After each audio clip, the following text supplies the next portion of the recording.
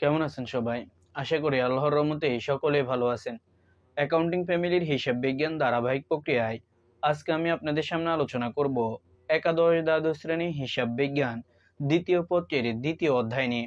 অধ্যায়টির নাম হচ্ছে অংশীদারি ব্যবসায়ের হিসাব। এই অধ্যায় থেকে আজকে আমি আপনাদের সামনে আলোচনা করব এই অধ্যায়ের একটি অত্যন্ত গুরুত্বপূর্ণ সৃজনশীল প্রশ্ন, যেটি এসেছিল আপনাদের ঢাকা বোর্ড 2024 সালে।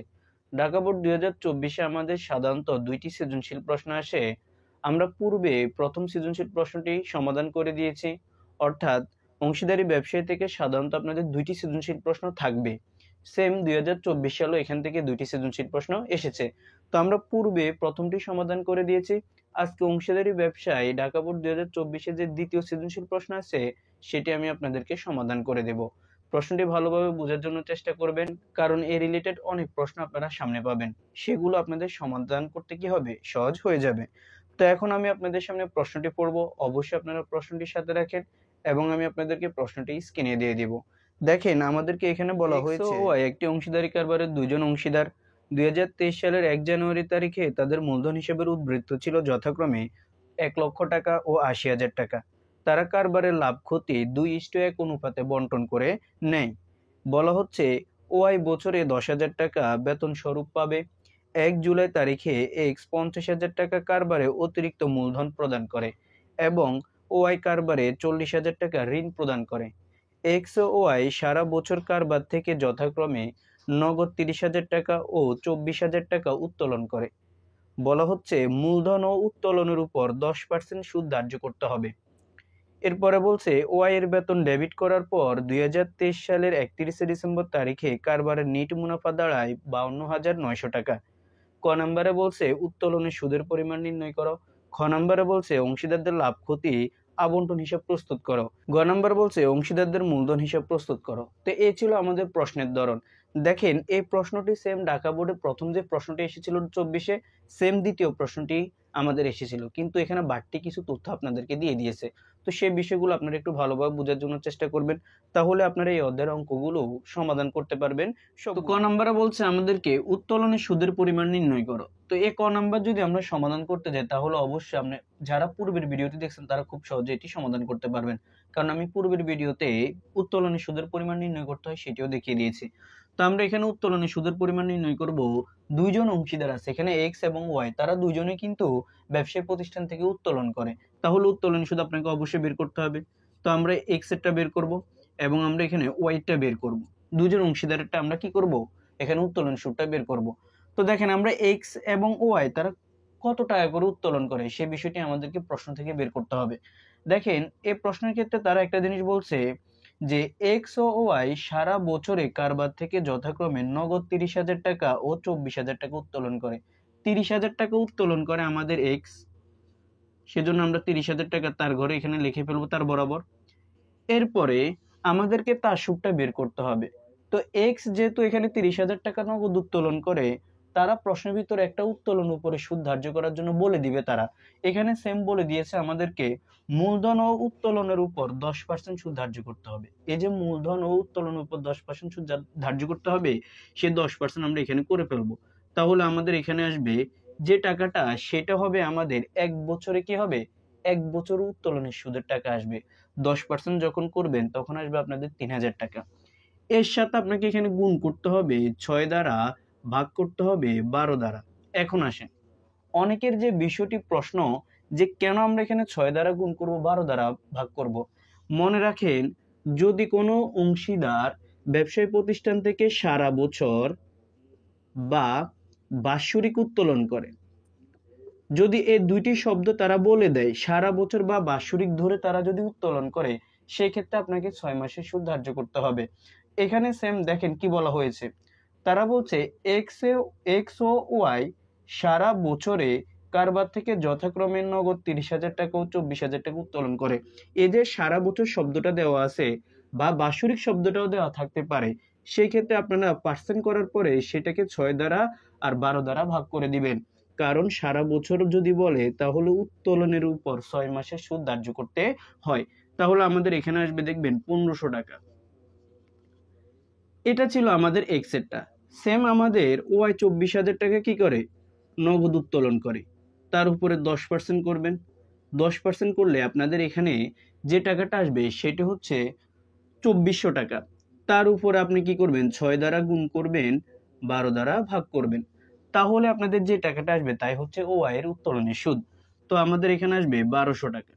সেটিকে আমরা কি করব, এখানে বসিয়ে দেব। তো দুইটিকে যখন যোগ করব তখন আমাদের এখানে আসবে 2700 টাকা, যাই হচ্ছে উত্তোলনের টাকার পরিমাণ। তো আমি আশা করি আপনাদেরকে ক নাম্বারটি বুঝাতে পেরেছি। এখন আমরা খ নাম্বারটি এখন আমি আপনাদেরকে খ নাম্বারটি বুঝিয়ে দিব। এখানে খ নাম্বার আমাদেরকে বলছে অংশীদারদের লাভ ক্ষতি আবন্টন হিসাব প্রস্তুত করো, অর্থাৎ লাভ লোকসান করতে বলছে। তো আমরা যখন লাভ লোকসান আবন্টন হিসাব করতে যাব অবশ্যই তার ঘরটি করে নিব। এখানে আপনারা অবশ্যই দুজন অংশীদার লিখে নেবেন এক্স ও ওয়াই এর লাভ লোকসান আবন্টন হিসাব 2023 সালের 31শে ডিসেম্বর তারিখের জন্য, অর্থাৎ বা সমাপ্ত বছরের জন্য, কারণ আমরা এটি এক বছরের জন্য করে থাকি। তো আমরা এখানে দুইটি পক্ষ নেব। লাভ লোকসান আবন্টন হিসাব যখন করব তখন এর দুইটি পক্ষ থাকবে, একটি পক্ষ হচ্ছে ডেবিট পক্ষ, আরেকটি হচ্ছে ক্রেডিট পক্ষ। তো আমরা ডেবিট দিকে যে গড় করব বিবরণ টাকা, আবার সেম গড় করব বিবরণ টাকা ক্রেডিট দিকে, সেম গড়টি হবে। এখন আসেন যে বিষয়টা আপনাদেরকে জানতে হবে যে লাভ লোকসান আবন্টন হিসেবে ডেবিট পাশে কোনগুলো যাবে এবং ক্রেডিট পাশে কোনগুলো যাবে। ডেবিট পাশে যাবে যত প্রকার ব্যয় দেখবেন সকল প্রকার ব্যয় ডেবিট দিকে নিয়ে আসবেন, আর যত প্রকার আয় দেখবেন সকল প্রকার আয়কে আপনি ক্রেডিট পাশে নিয়ে যাবেন। তাহলেই কিন্তু আপনারা লাভ লোকসান আবন্টন হিসাবটি করতে পারবেন। তো এখন অনেকেরই প্রশ্ন হচ্ছে যে আমরা কোন দিক থেকে অঙ্কটি শুরু করব। আমরা অবশ্যই ক্রেডিট পাশ থেকে অঙ্কটি শুরু করব। কিভাবে? আপনাদেরকে যখনই অংশীদারি ব্যবসার অঙ্কগুলো দিয়ে দিবে আর সেখানে যদি আপনাদেরকে লাভ লোকসান আবন্টন হিসাব তৈরি করতে বলে, তখন তারা প্রশ্নের ভিতরে একটা নিট লাভ অথবা নিট মুনাফা দিয়ে দিবে। এই নিট লাভ অথবা নিট মুনাফা ধরেই আপনাকে কি করতে হবে, অঙ্কটি সমাধান করতে হবে। সেম আজকের অঙ্কে তারা দিয়ে দিয়েছে। তারা বলছে কি দেখেন, বলছে ওআই এর বেতন ডেবিট করার পর 2023 সালের 31শে ডিসেম্বর তারিখে কারবারের নিট মুনাফা দাঁড়ায় 52,900 টাকা। এই যে 52,900 টাকা নিট মুনাফা আছে সেটি নিয়ে অঙ্কটি শুরু করতে হবে ক্রেডিট পাশ থেকে, কারণ নিট মুনাফা আপনার ক্রেডিট দিকে যাবে। তো আমরা এখানে লিখে নিব লাভ লোকসান হিসাব। এই কথাটা আমরা এখানে লিখে নিব। এই লাভ লোকসান হিসাব কথাটা লেখার পরে আমরা যে নিট মুনাফা প্রশ্ন পেয়েছি সেটি আমরা এখানে লিখে নিব। লিখবো এখানে নিট মুনাফা। তো নিট মুনাফার পরিমাণ ছিল আমাদের 52,900 টাকা। সেটিকে আমরা এখানে কি করব, লিখে নিব। এই যে আমরা এটি লেখার পরে যে কাজটি করব সেটি হচ্ছে আমাদেরকে লিখতে হবে এখানে অংশীদারদের মূলধন হিসাব। এটির জন্য আমরা হেডিং করব। এরপরে আমাদেরকে সেম একটি হেডিং করতে হবে ডেবিট পাশে। তো আমরা এখানে লিখে নিব অংশীদারদের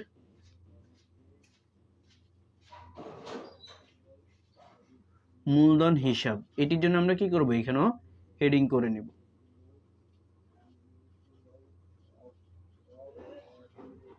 এই হেডিংটা করার পরে আমাদেরকে এখন বুঝতে হবে যে আমরা কেন এখানে মূলধন হিসাব কথাটা লিখে নেব।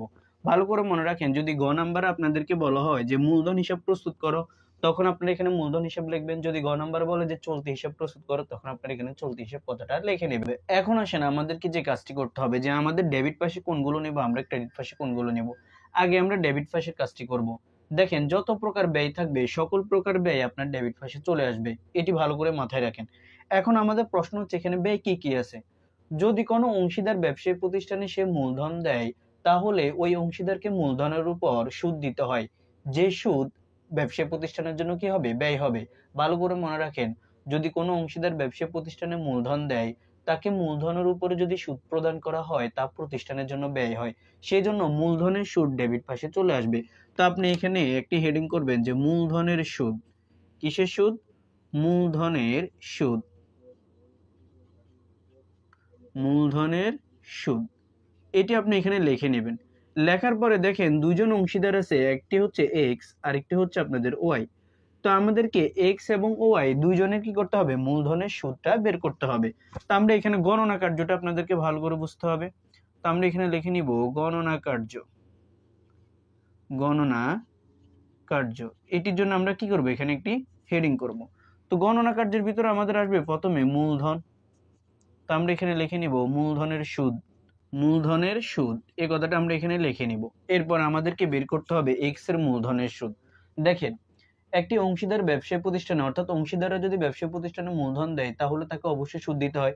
তো আমাদের এখানে এক্স দেখেন কি বলছে যে 2023 সালের 1 জানুয়ারি তারিখে তাদের মূলধন হিসাবের উদ্বৃত্ত ছিল যথাক্রমে 1,00,000 টাকা ও 80,000 টাকা। এই যে আমাদের এক্স এর 1,00,000 টাকা আছে, তার উপর আমাদেরকে মূলধনের সুদ দিতে হবে। খুব ভালো করে এই বিষয়টি আপনাদেরকে একটু ভালো করে বুঝতে হবে। তো আমরা এখানে 10% সুদ করব। এখন আসেন, এই যে 10% সুদ করে ফেলবো, তার উপরে আমরা এখানে যত টাকা পাবো তাই হচ্ছে এক্স এর 1 বছরের সুদের পরিমাণ। কারণ সে 1,00,000 টাকা জানুয়ারিতে দেয় 2023 সালে। কিন্তু এখানে আপনাদেরকে আরেকটি কথা বলা হয়েছে, দেখেন সেখানে বলছে 1 জুলাই তারিখে এক্স 50,000 টাকা অতিরিক্ত মূলধন প্রদান করে। যদি কোনো অংশীদার ব্যবসায়ী প্রতিষ্ঠানে অতিরিক্ত মূলধন দেয়, তাহলে ওই অতিরিক্ত মূলধনের উপর তাকে মাস অনুযায়ী সুদ দিতে হবে। তাহলে আমাদের এক্স এর যে 1,00,000 টাকা আছে, তার উপর আমরা 10% করলে প্রথমে যে 1 বছরের সুদের টাকা পাবো, তার সাথে অতিরিক্ত সুদের টাকাটা যোগ করতে হবে। তো আমরা এখানে যোগ করব যে 50,000 টাকা সে ঋণ স্বরূপ মূলধন স্বরূপ অতিরিক্ত দিয়েছে, তার উপর আমরা আবার 10% করব। 10% করার পরে যে টাকাটা পাবো, সেটিকে আমরা কত মাসের সময় সে যে মূলধনটা দিয়েছে সেই অনুযায়ী তাকে সুদ দেব। তো এখানে বলা হচ্ছে সে 1 জুলাই তারিখে এক্স 50,000 টাকা কারবার অতিরিক্ত মূলধন দেয়। তাহলে জুলাই থেকে যদি ডিসেম্বর পর্যন্ত গণনা করি, তাহলে অবশ্যই আমাদের এখানে 6 মাসের সুদ হবে। তাহলে আমরা এখানে 6 দ্বারা গুণ করব, 12 দ্বারা ভাগ করব। তো দেখেন আমাদের এখানে টোটালি আসবে এখানে 10,000 টাকা। এরপরে আমাদের এখানে আসবে যে 2,500 টাকা। অর্থাৎ এখানে যদি আপনার 50,000-এর উপর 10% করেন, তাহলে 5,000 টাকা। 5,000 টাকা 6 দিয়ে গুণ 12 দ্বারা ভাগ করবেন। তাহলে দেখবেন আমাদের এক্স এর মূলধনের সুদের পরিমাণ আসবে 12,500 টাকা। এটিকে আমরা এখানে লিখে ফেলবো 12,500 টাকা।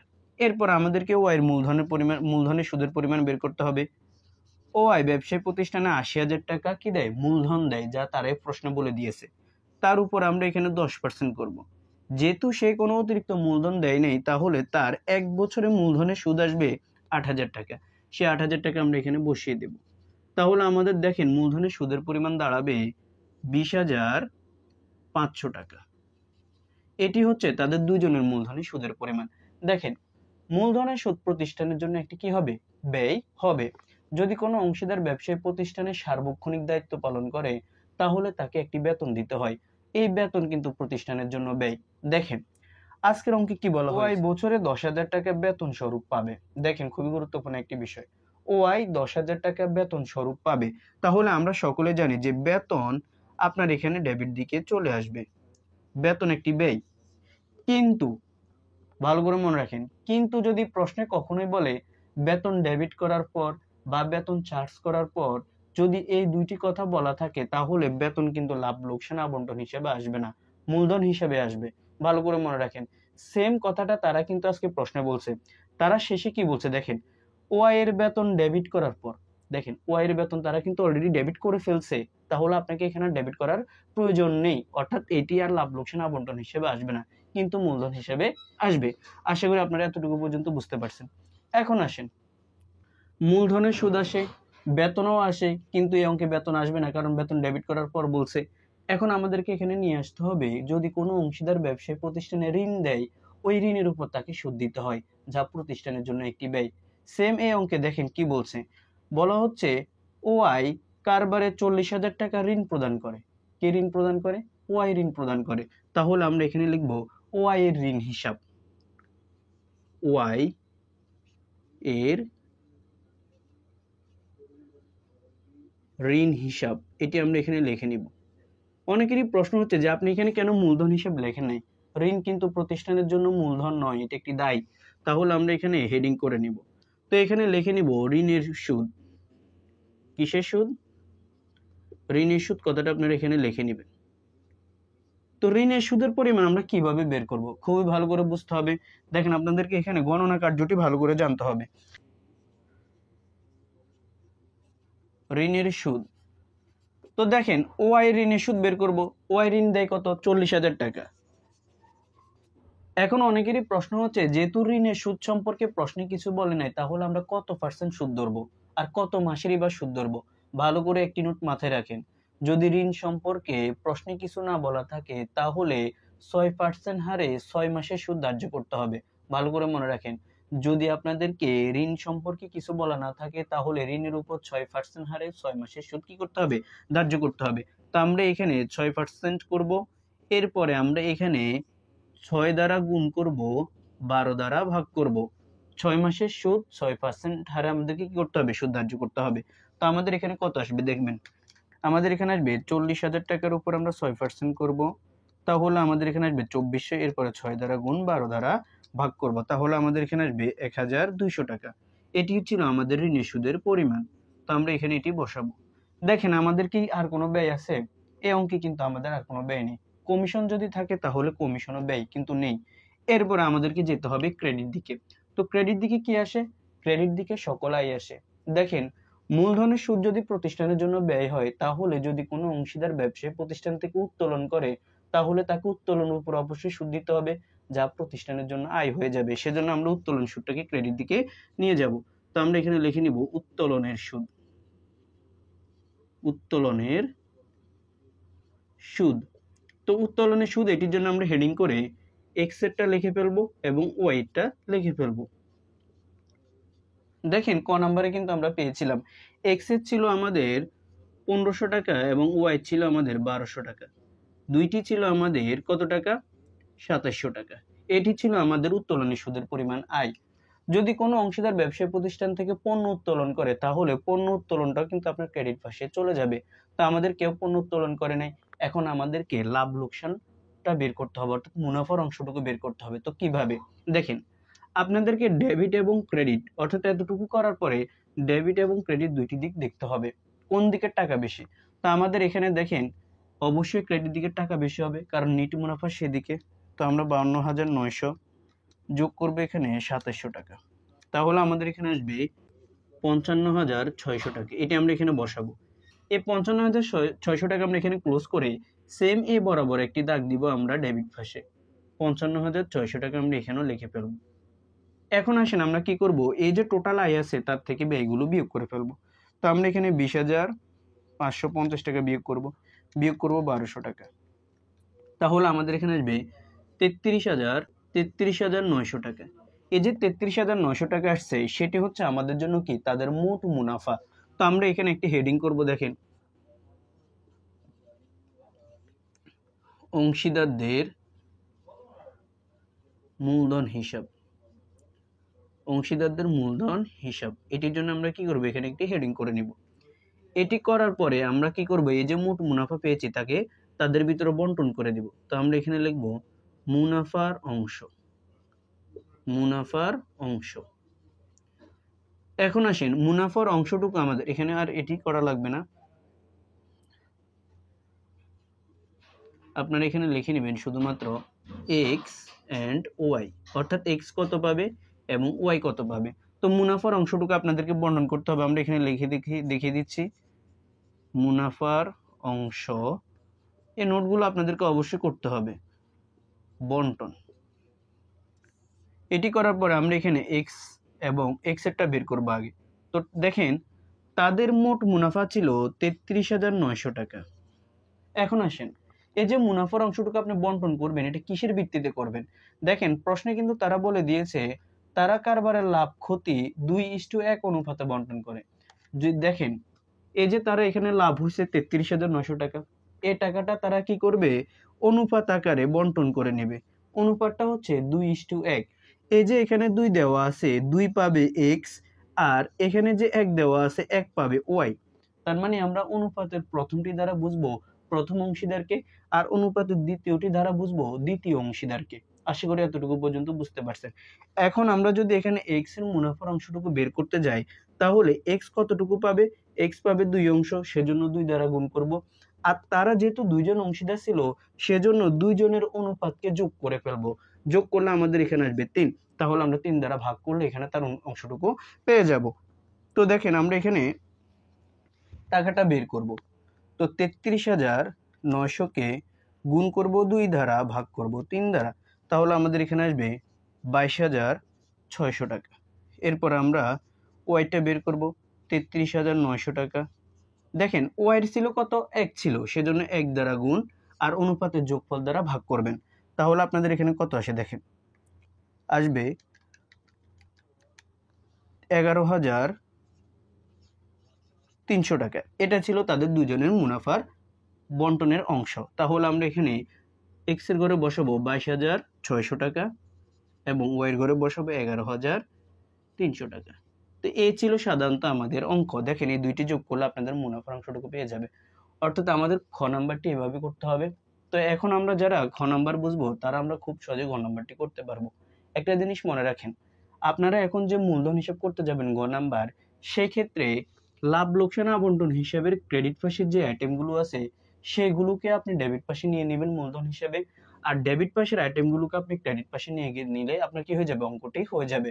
তবে একটি শর্ত আছে, দেখেন এই যে আমরা লাভ লোকসান আবন্টন হিসাব করছি সেখানে কিন্তু আমাদের মূলধন হিসাব বা চলতি হিসাব করার সময় নিট মুনাফার অংশ এবং ঋণের সুদ হিসাব এগুলো কিন্তু আসবে না।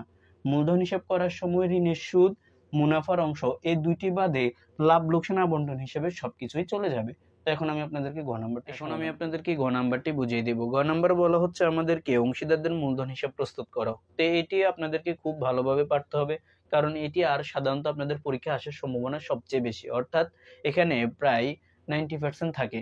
তো আমরা এখানে অংশীদারদের মূলধন হিসাব কথাটা লিখে নিব। এরপরে এটি দুইটি পক্ষ করবে, একটি পক্ষ হচ্ছে ডেবিট পক্ষ, আরেকটি হচ্ছে ক্রেডিট পক্ষ। তো ডেবিট দিকে যে ঘর হবে সেম ঘর আমাদের ক্রেডিট পাশে হয়ে যাবে। তারিখ বিবরণ এক্স এর টাকা, ওয়াই এর টাকা, অর্থাৎ যারা থাকবে অংশীদার তাদের নাম দিয়ে দুইটি ঘর করবেন। তারিখ বিবরণ এক্স এর টাকা, ওয়াই এর টাকা, এভাবে তাদের ঘর নাম দিয়ে কি করবেন, দুইটি ঘর করে নেবেন। এই দুইটি ঘর করার পরে আপনাদেরকে প্রশ্ন হচ্ছে যে আমরা কি ডেবিট থেকে শুরু করব নাকি ক্রেডিট থেকে শুরু করব। অবশ্যই আপনারা এই অঙ্কটি ক্রেডিট পাশ থেকে শুরু করবেন। কিভাবে?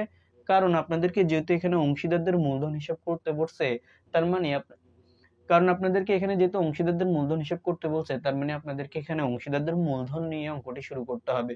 তো এই অঙ্কের ক্ষেত্রে আমাদের দুইজন অংশীদার আছে যারা বছরের শুরুতে কি দেয়, মূলধন দেয়। তাহলে আমরা অবশ্যই এখানে লিখে নিব 2023 সাল যে জানুয়ারির 1 তারিখ। এই জানুয়ারির 1 তারিখ লেখার পরে আমরা এখানে লিখে নিব ব্যালেন্স B/D, এটি আমরা এখানে লিখে নেব।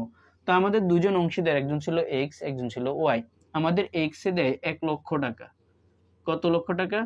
1 লক্ষ টাকা। এবং ওয়াই দেয় 80,000 টাকার মূলধন। এটি ছিল তাদের বছরের শুরুতে উদ্বৃত্ত। কি বলছে তারা? 2023 সালে 1 জানুয়ারি তারিখে তাদের মূলধন হিসেবে উদ্বৃত্ত ছিল যথাক্রমে 1 লক্ষ টাকা ও 80,000 টাকা।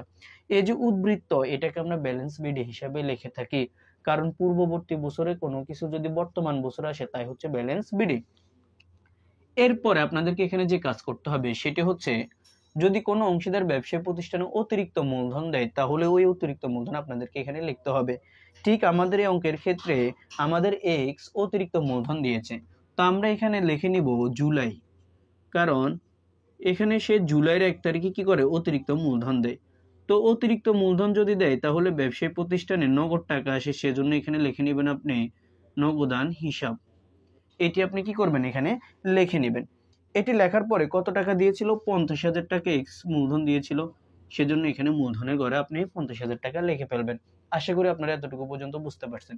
এখন আসেন, যদি মূলধন হিসাব করেন, আপনি মূলধনকে যদি ক্রেডিট পাশে নেন তাহলে অংশীদাররা যদি উত্তোলন করে ওই উত্তোলনকে আপনি এখানে ডেবিট পাশে নিয়ে আসবেন। তো আমরা এখানে লিখে নিব 2023 সালের ডিসেম্বর 31 তারিখ। ভালো করে মনে রাখেন, উত্তোলনের ক্ষেত্রে আপনারা অবশ্যই ডিসেম্বর 31 তারিখ লিখে নেবেন। তো আমরা এখানে লিখে নিব উত্তোলন হিসাব।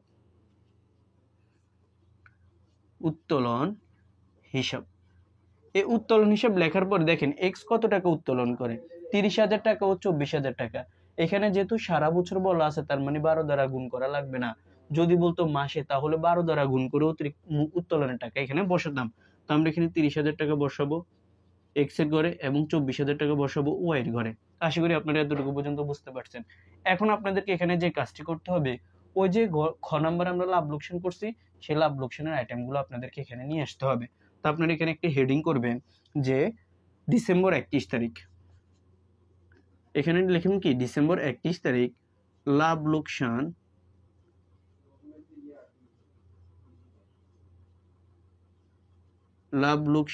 আবন্টন হিসাব।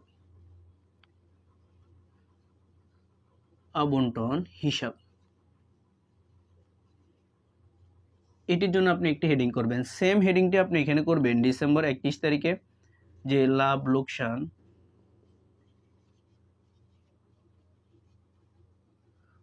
লোকসান আবন্টন হিসাব। এটির জন্য আপনি এখানে কি করবেন, একটি হেডিং করবেন।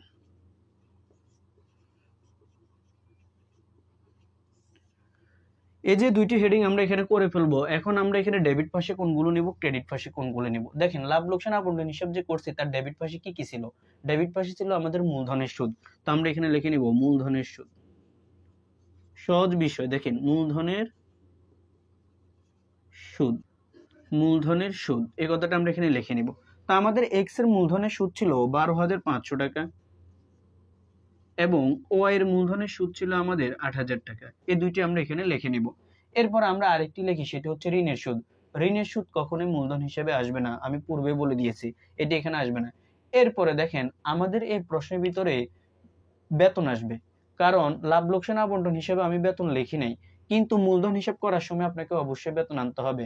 নোটটি ভালো করে মনে রাখেন, বেতন ডেবিট করার পর বা চার্জ করার পর যদি এই কথা বলা থাকে প্রশ্নে, সেক্ষেত্রে লাভ লোকসান আবন্টন হিসেবে বেতন আসবে না, কিন্তু বেতনটাকে আপনাকে অবশ্যই মূলধন হিসাব বা চলতি হিসাবে নিয়ে আসতে হবে।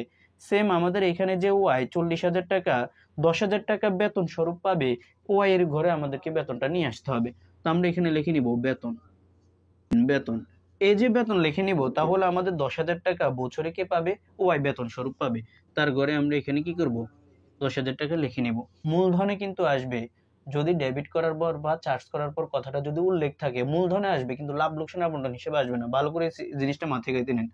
এরপর আপনাদেরকে নিয়ে আসতে হবে ডেবিট দিকে আর কি ছিল, মুনাফার অংশ ছিল। তো আমরা এখানে লিখে নিব মুনাফার অংশ। অংশীদারদের মুনাফার অংশ কে কত পেয়েছিল, একজন পেয়েছিল আমাদের 22,400 টাকা, আরেকজন পেয়েছিল 11,300 টাকা।